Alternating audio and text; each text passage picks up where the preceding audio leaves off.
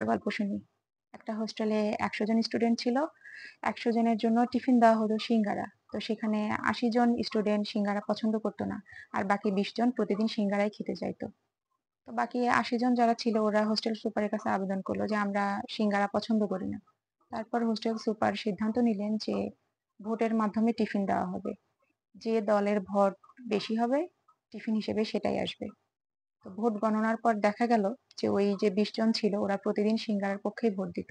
আর বাকি যে ৮০ জন ছিল ওরা ভোট দিত এভাবে। ধরো ১৫ জন নুডলসের জন্য, ১০ জন ডিমের জন্য, ১৫ জন ডিম পাউরুটির জন্য, বাকি ১৮ জন এগ রোলের জন্য এভাবে। মানে চেঞ্জ করে দিত। কিন্তু ওই ২০ জন প্রতিদিন একইভাবে শুধুমাত্র সিঙ্গারাই খেতে চাইত। ফলাফল বেশি ভোট পাওয়ার কারণে প্রতিদিন টিফিন হিসেবে তাদের সিঙ্গারাই আসতো।